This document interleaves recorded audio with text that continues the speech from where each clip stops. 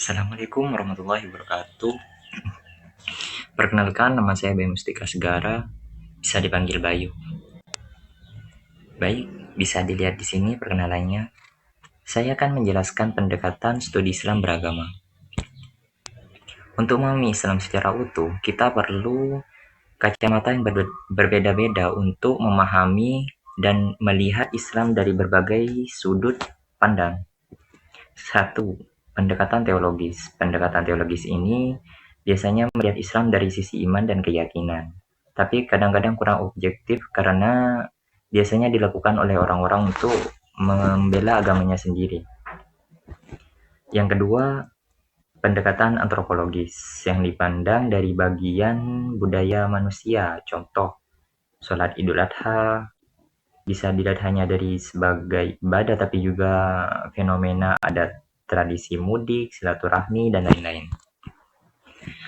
Pendekatan sosiologis yaitu fokus pada hubungan agama dengan masyarakat. Contoh seperti zakat untuk mengurangi kesenjangan.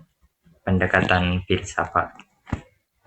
Pendekatan filsafat ini bukan hanya menerima dari ajaran tersebut, tapi bertanya juga kenapa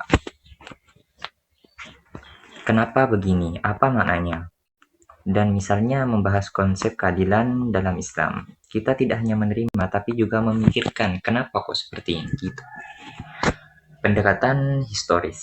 Pendekatan historis melihat Islam lewat sejarah. Misalnya hukum poligami, kan itu menelusuri konteks sosial. Bukan hanya dari teks, tapi itu tergantung situasi pada zaman itu. Baik, ketika kita ingin melihat sesuatu, contoh ibarat orang masuk rumah, pendekatan ini kita bisa melihat dari pintu yang berbeda-beda. Kalau cuma lewat satu pintu, kita bisa kelihatan sempit dan tidak. Tapi kalau kita banyak pintu, kita bisa melihat isi rumah lebih lengkap. Gitu. Dan kita bisa memahami Islam dari sudut pandang yang berbeda-beda. Baik, saya akan menyimpulkan semua. Jadi, adanya teks, budaya, masyarakat, filsafat, dan sejarah. Ada banyak cara untuk mempelajari setiap pendekatan Islam dengan menggabungkan teologis, antropologis, sosiologis, filsafat, historis, dan 3 epistem, irfani, bayani, burhani. Kita bisa memahami secara utuh dan seimbang, sehingga ketika kita ditanya atau